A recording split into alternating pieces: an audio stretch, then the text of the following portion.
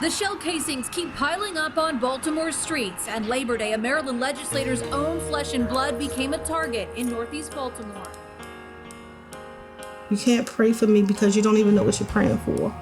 Police say 22-year-old Tyrone Ray was killed just off a busy Bel Air Road on Nicholas Avenue.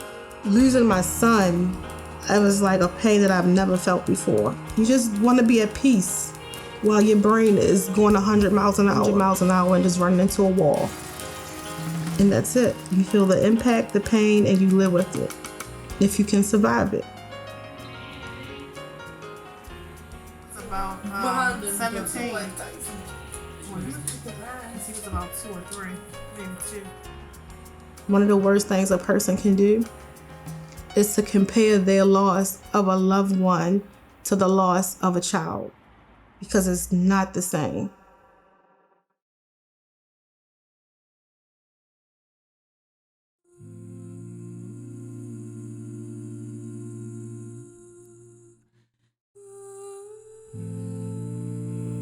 A lot of us that bury our children are suffering from PTSD and don't even realize it. I may not remember your name, but I remember your face. I can't tell you what happened 2 years ago or 2 weeks ago or 2 days ago, but tomorrow I may remember everything. That's another part of losing a child that we in I would say a Black community especially, we don't think about the aftermath of what's happening. We never look at how we're healing ourselves. We just typically just take it on the chin and keep going. And it shouldn't be that way.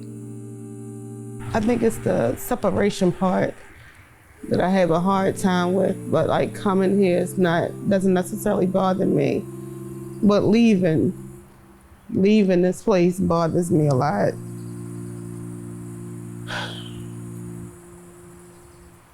So I think I'm ready to leave. Typically, if I have to drive past here, if somebody make a mistake and ride me past, I will ask them to speed past this location.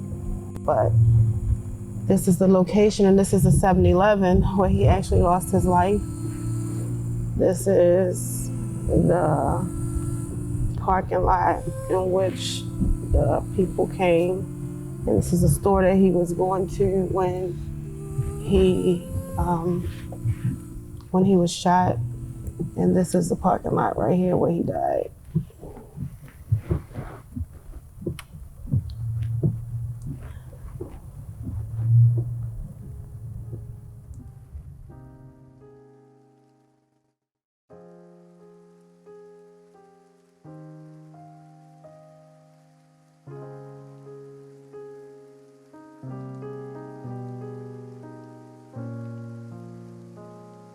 Tyrone is my oldest child, my firstborn, my first best friend, first love of my life.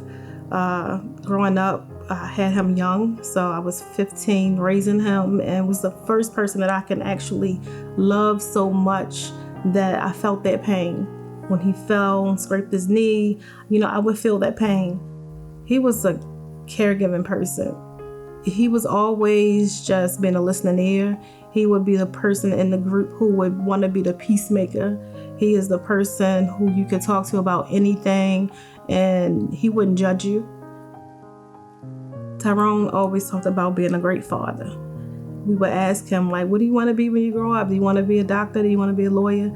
And he would say, no, I want to be a great father. And then later on, when he got a little older, then he started talking about wanting to be an engineer. I was very protective, but not necessarily when he was so young, because I was still a child. So my mother and father was still being protective of me. So naturally, I wasn't thinking about the harms that could come his way when he got older. That type of feeling came along once he got into high school and once he left high school. Up until then, I never really worried about his safety because I lived in an area where there was crime, but it really wasn't affecting me and my family. So I never really focused on the crime that was happening in my community until it hit home with me. I think I can talk about him all day, every day, and probably say different things every time I talk about him, but more so about the impact of what gun violence does to a family. It's just not fair. Like, what is that next generation gonna look like? You know, having lost all the mothers and fathers, because nowadays it's more than just young men being killed, but now you have women being killed. And I just wonder, like, with all of the pain and hurt that these children will have to endure, what does their future look like? So I'm just hoping that we can create some type of space by leaving these types of messages will help somebody else to build foundations for them to be able to push forward through that pain. Hopefully my suffering and my pain will ease the pain of my grandchildren and those other children who have lost their mothers and fathers.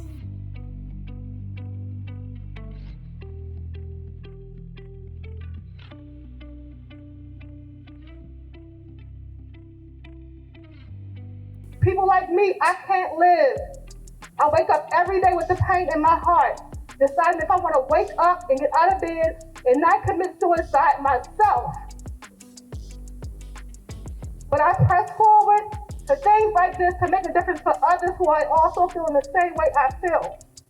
I'm pushing forward for my grandkids, for my other children, and there are other people who cannot stand here on this floor and express their feelings the way I am because they're not in my position. The number 238 may not mean anything to you, but understand that victims matter in these decisions that you're making.